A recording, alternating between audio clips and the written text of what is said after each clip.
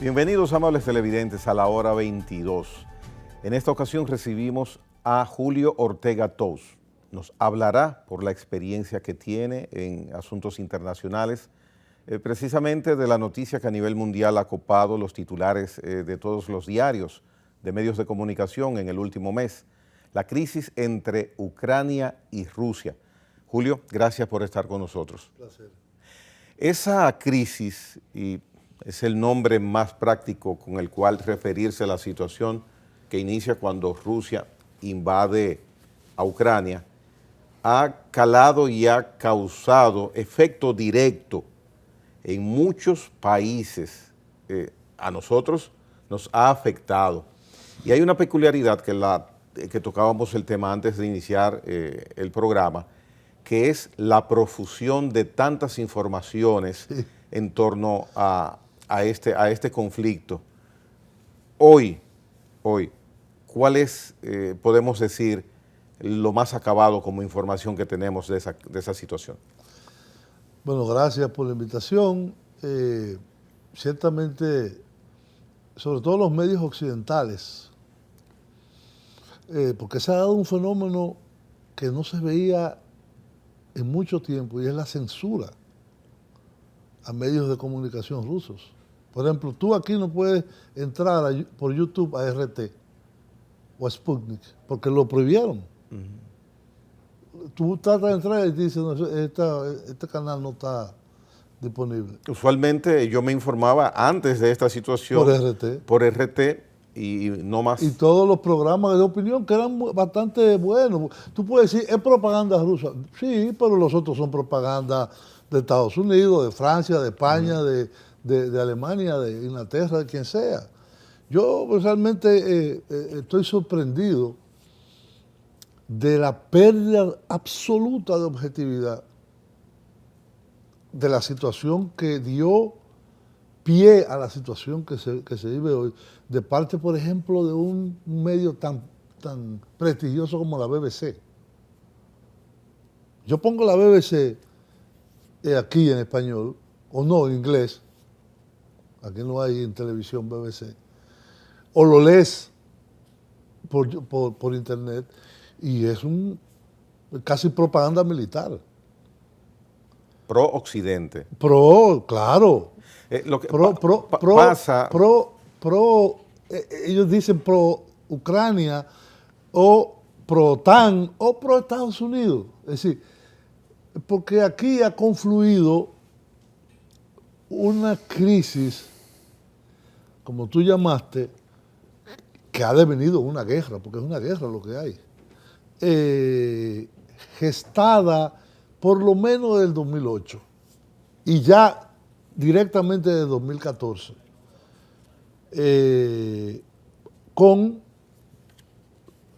el trato que le dio Occidente a Rusia sin la Unión Soviética después del 91, y cómo este señor Putin, con los grandes medios energéticos y de materias primas que tiene, no olvidemos que es el país más grande del mundo. En territorio. En territorio. Sí, en territorio, y tiene unos recursos naturales casi infinitos. Para llevarte una idea, la ciudad más oriental en el Pacífico de Rusia, de la Federación Rusa, que se llama Vladivostok, está ahí pegadito de China, Corea y Japón, y la más occidental, que está en el Báltico, que es, diríamos, un mar afluyente del Océano Atlántico, que es San Petersburgo, que antes se llamaba Leningrado. Entre una y otra, la diferencia horaria son 11 horas. En un mismo país. En un mismo país. En un mismo territorio. Y tiene 11 usos horarios Rusia. Y el tiempo de vuelo de Vladivostok directo a San Petersburgo es entre 10 y 11 horas. Wow, es verdaderamente asombroso. Es un Ahora, continente. hay que entenderlo también porque estamos hablando de 17 millones de kilómetros cuadrados. Casi. Nosotros tenemos 44 mil, Sí. 40 y 48 tantos mil. Y además que es un país que está en, bueno, en realidad uno habla Europa y Asia, pero es una misma masa de tierra. El continente se llama Eurasia. Y Rusia es el único país que tiene parte en Europa y parte en Rusia. ¿Qué divide Asia de Europa? Una cadena montañosa que se llama los Urales. Ya. Entonces la mayor parte del territorio ruso es en Asia. Y la menor parte del territorio, pero estamos hablando de 4 o 5 millones de kilómetros cuadrados, en Europa. Y la mayor parte de la población es en Europa y la menor parte en Asia, porque ahí está Siberia y las tundras de Siberia. Entonces, Julio, en cuanto ¿por qué es importante la parte que tocaste en referencia a la no objetividad o poca objetividad de medios de mucho prestigio como BBC de Londres? CNN, Bien, pero hay algo BBC, que quiero... NBC, todas, Fox. Fox News. Te quiero plantear lo siguiente. No es justificación, porque tampoco estoy de acuerdo, No. pero es que esa situación que se ha producido a raíz de la acción de Rusia, hay que identificar el origen y buscar la justificación y evaluar si los rusos tienen o no, Putin tiene o no razón de haber hecho lo que hizo, o si tiene, mejor dicho, justificación. O argumentos válidos. Argumento, justificación, como él lo plantea, y la panorámica que él presenta de que si yo voy a la frontera norteamericana, me acerco a su frontera, ¿qué van a hacer ellos? O sea, es una situación que uno dice, bueno, pero es que los medios de comunicación, porque es que ha habido una matanza, ha habido una situación cruel de civiles lo primero fallecidos. que hay que establecer, ninguna invasión se justifica en los tiempos modernos, ninguna. Así como no se justifica la invasión americana 2 veces a Irak, o la destrucción de Libia, o el bombardeo de Yugoslavia, hoy Serbia, o la invasión por 20 años de Afganistán. Y Siria. por ahí podemos seguir, Panamá y Granada y Santo Domingo en el 65. Es decir, ninguna invasión puede justificarse ni apoyarse. Los pueblos tienen derecho a ser soberanos y darse las reglas que ellos entiendan. Pero, evidentemente, tú sabes que una acción puede traer una reacción. Entonces, Nosotros Estados sabemos, Unidos provocó esa situación. aparentemente sí. ¿Por qué? Como te decía anteriormente, existía una federación producto de la Revolución Rusa de 1917, que era 1/3 de las tierras emergidas en el mundo. Es decir, en el planeta Tierra, un 25% es tierra, un 75% es aguas, mares. De ese 25%, 1/3 era la URSS, la Unión de Repúblicas Socialistas Soviéticas. Entonces, en el año 91, por sus propias contradicciones, por su propio sistema inviable en algunos aspectos, la URSS colapsa. Colapsa porque las repúblicas que la conformaban comienzan a romper con la URSS. Y cuando Rusia, que era el centro, el corazón de todo, de los 22 millones y pico de kilómetros que tenía la URSS, Rusia tenía 17,5 casi. Tiene hoy. Es decir, que es de lejos la más grande. Y eran los herederos del imperio zarista, de los zares, antes de la revolución. Cuando eso sucede, que colapsa la URSS, yo oía recientemente a un político que tengo mucha admiración, francés, que decía que es la primera vez que un imperio se disuelve, o un gran imperio, una gran nación, como se quiera, una gran federación, Federación. y no se hace acuerdos de límites. ¿Cómo así? Cuando la Primera Guerra Mundial termina, se hace el Tratado de Versalles y se hace el acuerdo de Sykes-Picot para desmembrar el Imperio Otomano, que es Turquía hoy. Y también se desmembró el Imperio Austrohúngaro y el Imperio Alemán. Inclusive decía uno de los grandes economistas de la historia, que es John Maynard Keynes, que ese Tratado de Versalles fue el que preparó la Segunda Guerra Mundial. Hay un librito muy famoso de él que se llama Las condiciones económicas de la paz, que iban a llevar a Alemania a reaccionar. ¿Cómo reaccionó? No es para justificar el nazismo, ni todo lo que hicieron después. De la misma forma ahora debemos analizar, pero ¿por qué se produce esto? ¿Por qué este señor y las Fuerzas Armadas de Rusia invaden a un vecino que prácticamente son hermanos? Los rusos y los ucranianos es lo más parecido que hay. La población. La población, la gobiernos. religión. No, la población, no los gobiernos. Ahora. Ahora, sí. Ahora. Pero rusos y ucranianos pelearon juntos contra Hitler. Ucrania tuvo 8 millones de muertos en la invasión alemana en el 41, 42. Lo que te quiero decir es, primero, toda invasión va contrario al derecho internacional y la autodeterminación de los pueblos. Y debe ser rechazada. Esta, como la que hizo la URSS en Afganistán o la Unión Soviética en ¿cómo se llama?, Checoslovaquia, como las que ha hecho los Estados Unidos, los franceses, los ingleses en distintos lugares en el mundo. ¿Qué falló ahí? En los tiempos modernos.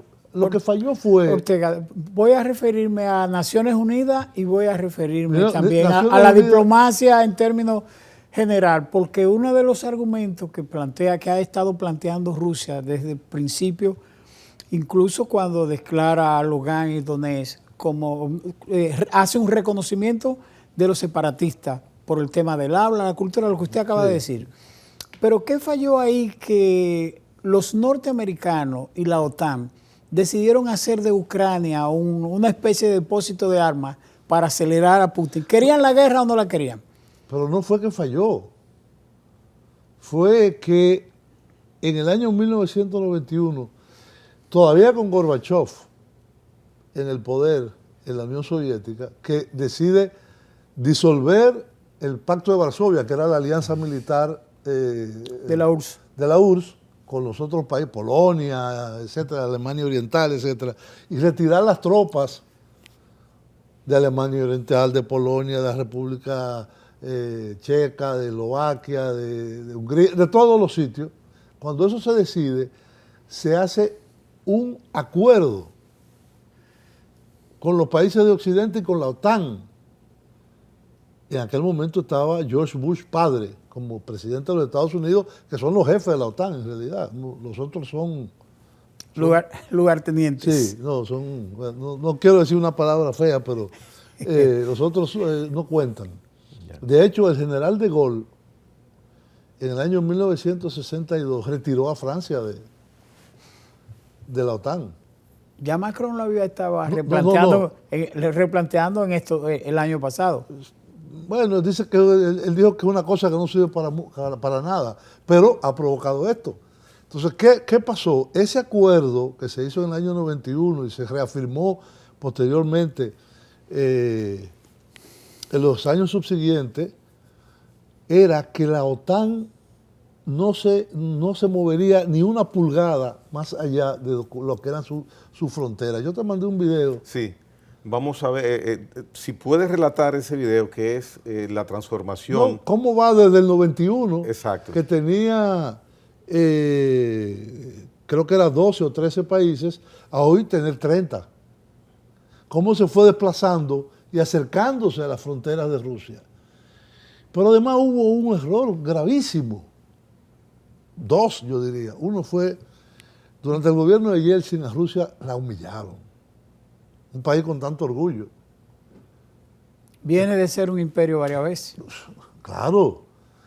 Entonces, humillar a un país así, eso tiene consecuencias. Cuando Yeltsin, por su problema de alcoholismo, tiene que salir, deja a un ex coronel de la KGB. Que todavía hoy dirige a Rusia. Sí, 23 años después. 22, 23. 1999. Y lo primero que trata de arreglar internamente, porque estaba la guerra de Chechenia, la guerra de Osetia, la guerra con Georgia, terrorismo interno, era un caos lo que había en Rusia. Y el nivel de vida de los ciudadanos había caído de forma estrepitosa. Vladimir Putin para mí es un autócrata. Y además ha propiciado una oligarquía cleptómana, que se han robado todo lo que era propiedad, por ejemplo, Gazprom, la gran empresa de gas, la controlan los oligarcas rusos, que son aliados de él. Si a alguno se le revela, le da por la cabeza. Pero los que están en la base de su gobierno es eso. ¿El tema es levantar el orgullo ruso entonces? No, es defender su, vamos a llamarle una palabra que usó Hitler, pero que no debería ser la misma, defender su espacio vital. Su territorio. Su territorio. Y los países que conformaban la antigua Unión Soviética. Ya de hecho, hay 3 países que eran parte de la URSS, que son las repúblicas bálticas, Estonia, Letonia y Lituania, que se incorporaron a la OTAN. Polonia, Hungría, Bulgaria, Rumanía y todas las otras que eran repúblicas de lo que llamó el campo socialista, entre comillas, son parte de la OTAN. Ya están prácticamente a la puerta. Ahora querían incorporar a Ucrania, digamos, la más importante de las repúblicas soviéticas durante la era de la URSS, y evidentemente eso causó un conflicto mayor. Yo te mandé un video, desgraciadamente lo vi viniendo para acá, de un asesor de Zelensky, del presidente actual de Ucrania. Donde, en el año 91, la premonición de lo que iba a ocurrir. Hace 2 años, dijo todo lo que iba a ocurrir. Y hoy dice el presidente Zelensky que Ucrania nunca podrá ser miembro de la OTAN.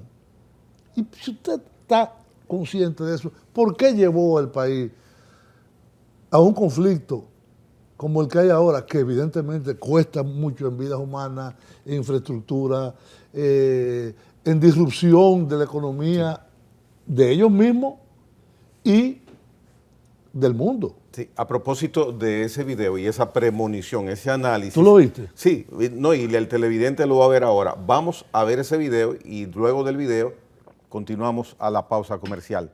Y luego volveremos con Julio Ortega Tuz, hablando sobre Ucrania, hablando sobre Rusia y sus efectos de esta situación entre ambas naciones que se producen en todo el mundo. Veamos el interesante video. С вероятностью 99,9% наша цена за вступление в НАТО – это большая война с Россией. Что такое может быть крупная война с Россией?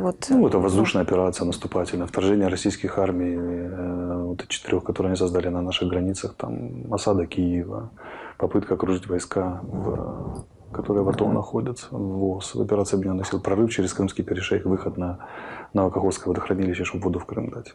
Наступление с территории Беларуси, там, создание новых народных республик, диверсии, удары по объектам критической инфраструктуры и так далее. Воздушно-десантный. Вот что такое полноценная война.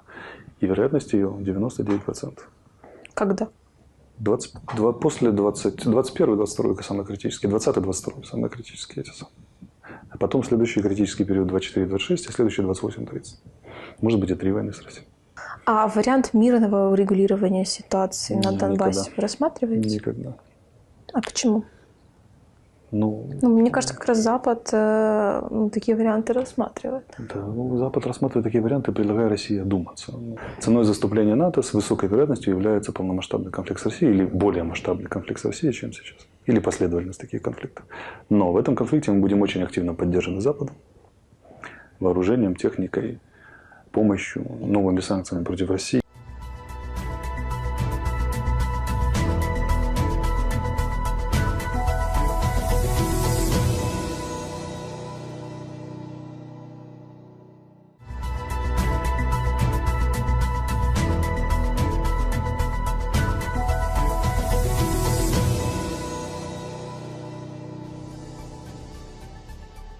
Continuamos conversando con Julio Ortega Tous.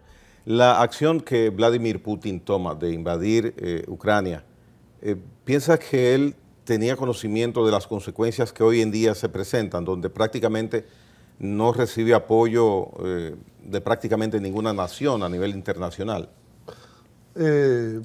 Consciente de las consecuencias militares, diplomáticas y económicas, yo creo que ellos estaban claros lo que iba a pasar.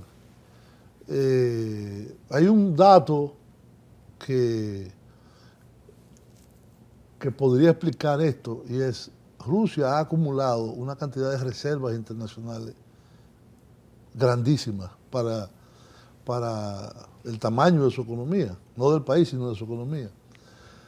La economía rusa es como la 11ª, o no está entre las primeras 10. Pero Rusia tiene las 4ª reservas internacionales más grandes del mundo. 680.000 millones de dólares. Primero China, evidentemente. Segundo creo que es Japón. Y tercero... Estados Unidos. No. ¿No? No es Estados Unidos, no. No lo recuerdo, ahorita me acordaré. Creo que Taiwán. Taiwán tiene unas reservas gigantescas también. Un poquito más grande que las de Rusia, como 800.000 millones de dólares, algo así. Rusia tiene 680.000 millones de dólares en reservas internacionales de su Banco Central. Y la mayoría absoluta, una economía que fue casi dolarizada, en los 90. es en oro. El único activo que no te lo pueden incautar, o te pueden decir, no lo puedes usar, es el oro. Entonces, no están las criptomonedas estas, pero eso no tiene la amplitud que tiene las reservas en oro. Entonces, y eso fue una política que tomaron desde hace 4 o 5 años en Rusia. Entonces, ellos estaban preparándolo todo. Yo creo que sinceramente, si se le hubiera dado un espacio a la diplomacia y a la negociación, esto hubiera sido evitable.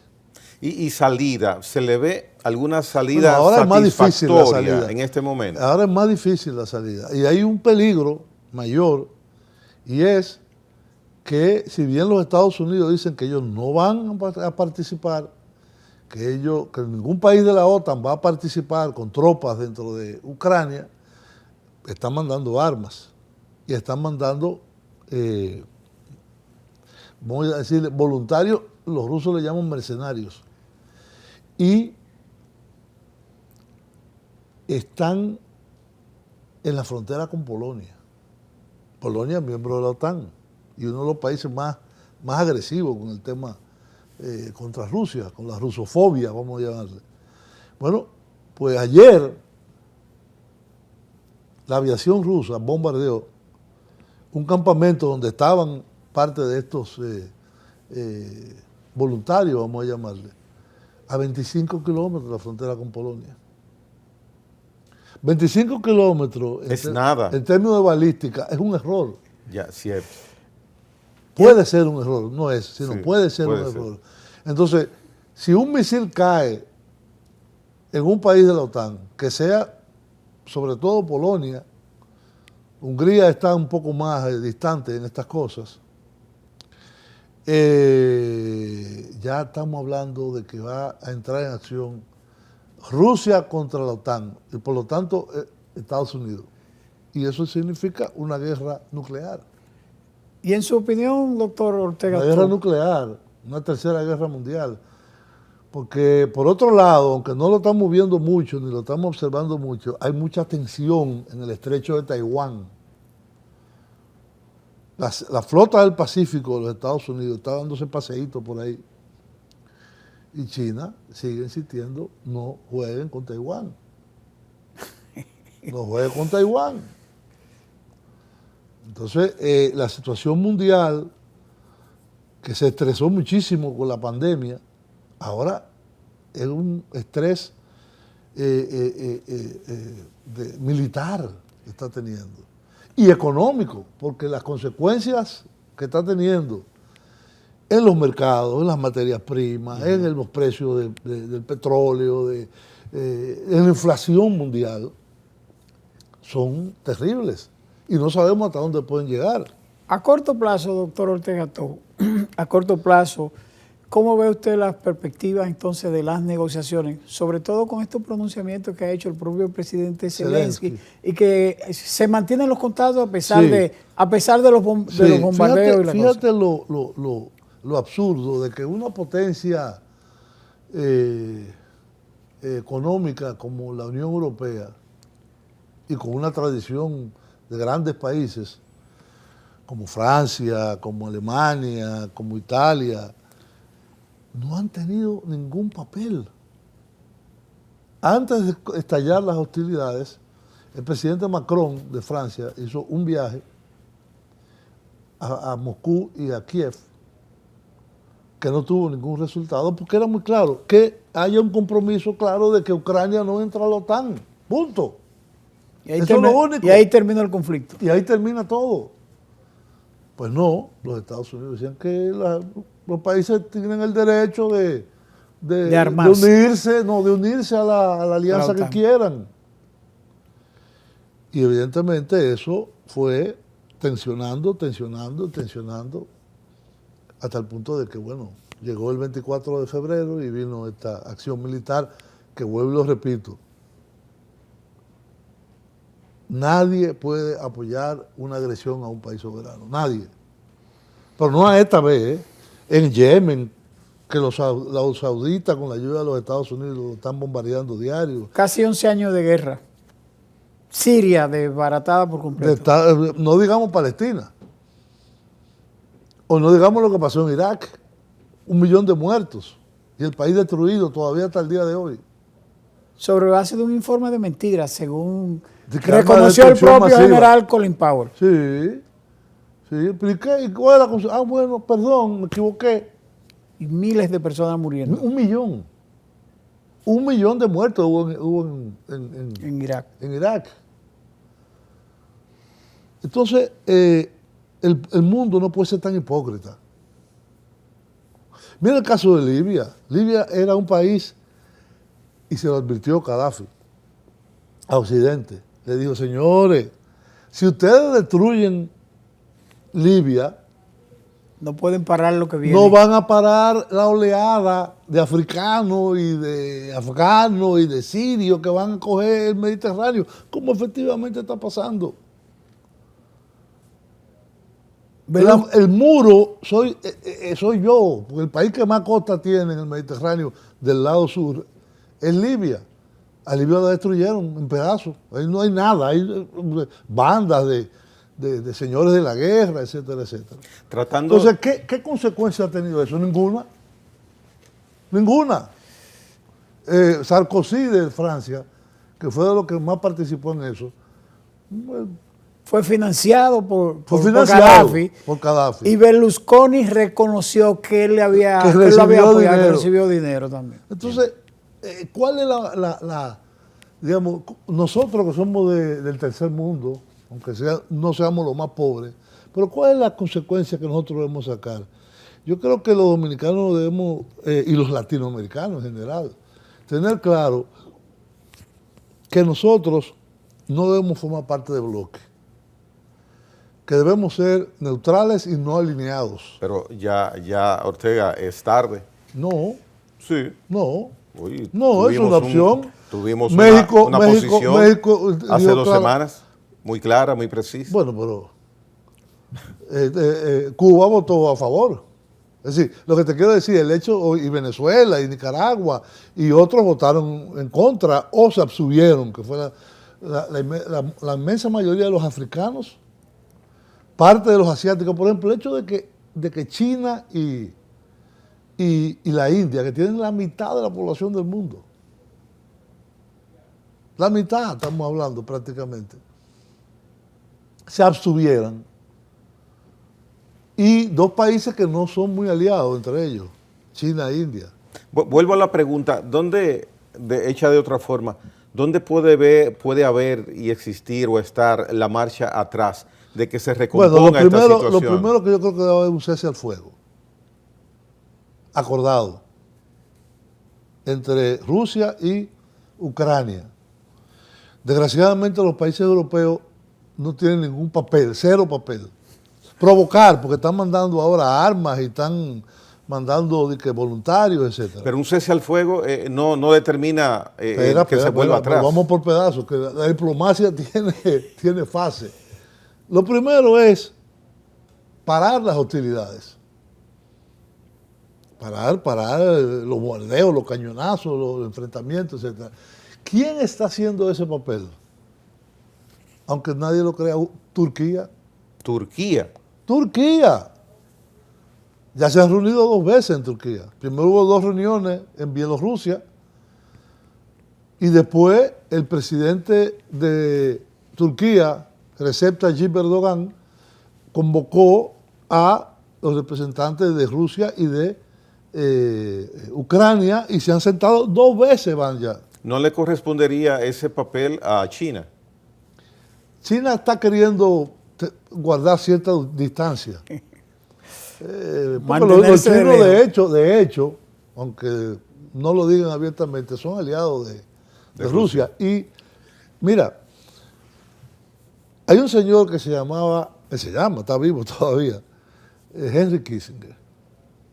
Henry Kissinger es uno de los grandes estrategas de la política y de la diplomacia y de la guerra con Estados Unidos.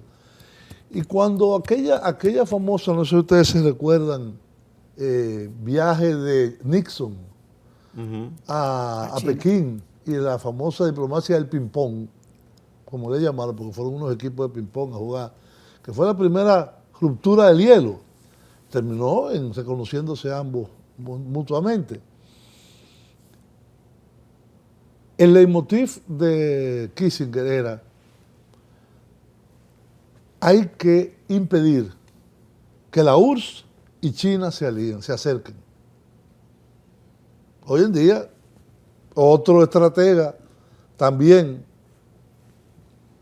de la política exterior norteamericana, que se llama Zbigniew Brzezinski, que fue asesor de seguridad nacional del presidente George Bush padre, en el periodo de los inicios de los 90, también decía lo mismo. Si China y Rusia terminan aliándose, tú vas a tener todos los recursos naturales y toda la población del mundo. La primera población y el primer país en recursos naturales. ¿Y qué es lo que ha producido esto? Es un acercamiento entre China y Rusia. Lo que habría que buscar es que esas negociaciones que se están haciendo en Turquía o en cualquier otro lugar logren retomar, primero parar las hostilidades, parar los bombardeos, etcétera, etcétera. Lo que Putin llama operación militar especial, que es una guerra. Y que se logre, hoy en día yo creo que te lo mandé, que el presidente Zelensky dice que Ucrania nunca formará parte de la OTAN.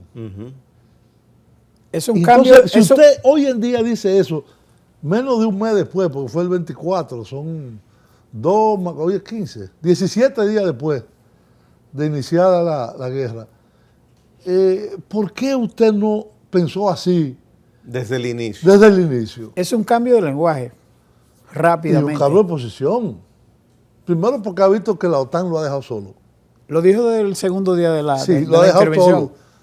Si usted creía que la OTAN se iba a mojar los pies por defenderte, usted está muy equivocado. Claro, los peligros que comporta una guerra a las puertas de la OTAN y la tensión que hay entre, por ejemplo, los países de Europa Occidental, de la Unión Europea y Rusia, que han llegado al paroxismo, a locuras, por ejemplo, de prohibir que Tchaikovsky se toque en un teatro.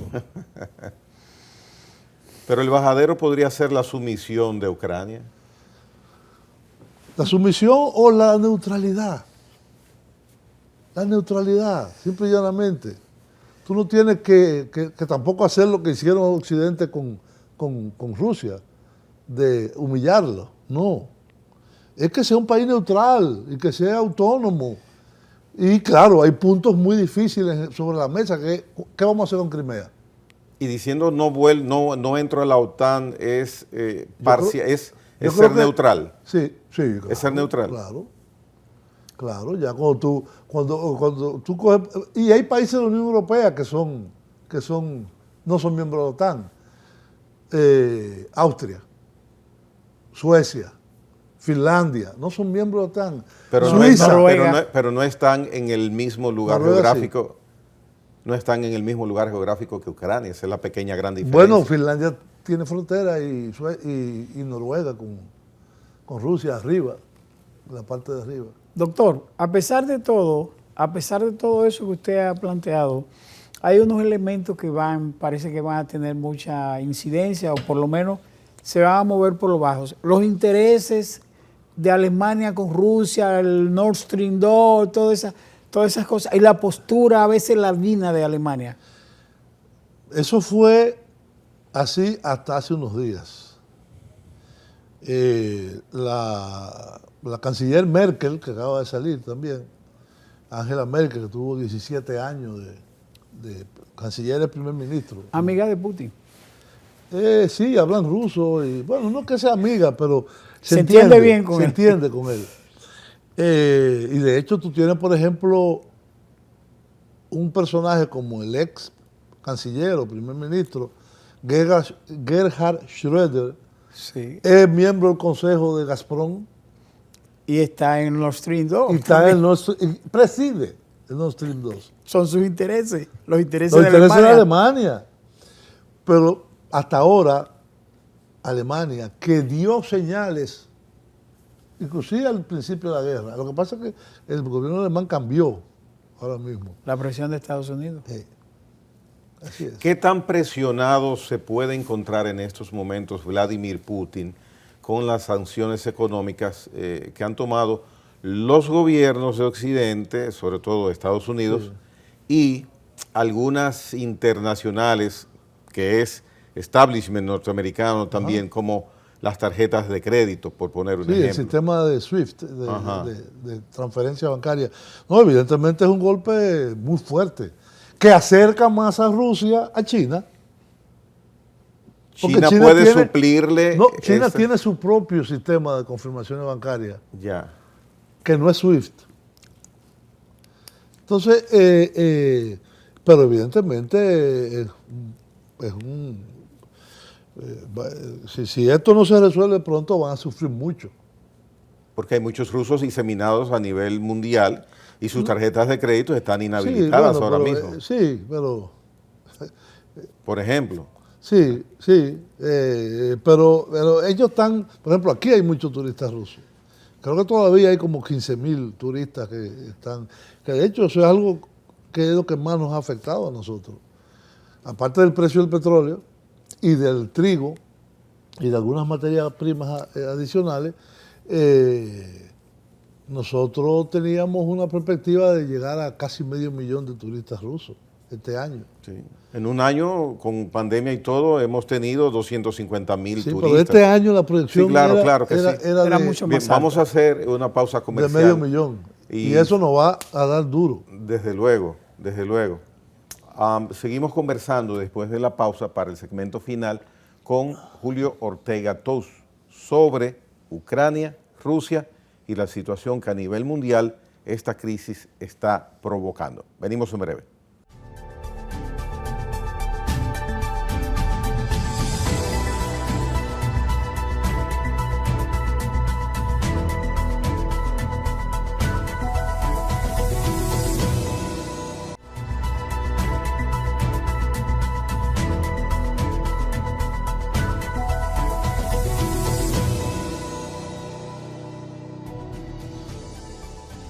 Bien, Julio, hemos hablado todo macro a nivel internacional, Zelensky, Putin, hemos mencionado a Biden, mencionando a Estados Unidos, a Xi Jinping, mencionando a China. Sí.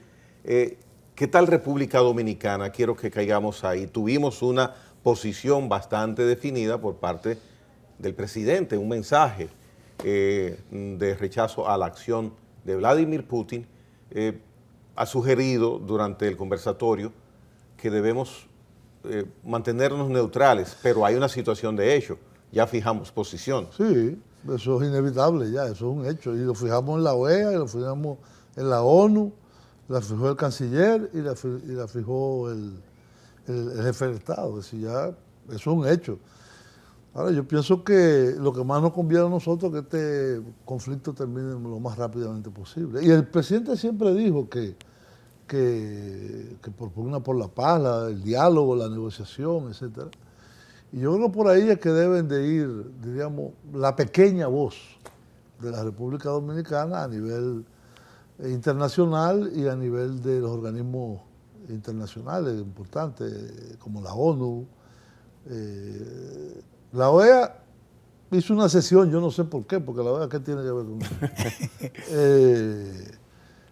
Pero evidentemente yo creo que la resolución rápida de este conflicto, si es que se puede, el alto al fuego, el apoyo a las negociaciones, cualquiera que sean, entre Rusia y Estados Unidos, y que la Unión Europea, entre Rusia y los Estados Unidos también, que es el más importante que participe, porque si los Estados Unidos apoyan la negociación, inmediatamente eso termina. Evidentemente hay muchas cosas que resolver, yo te dije... Pero ese término, negociación, ¿se menciona en Rusia? ¿En Vladimir Putin menciona la posibilidad de negociación? Pero siempre, todo el tiempo él ha estado diciendo eso. Claro, al mismo tiempo está tirando bombas. Pero porque es que no se compagina la acción con... Bueno, pero ¿qué fue lo que hizo Kissinger con Vietnam?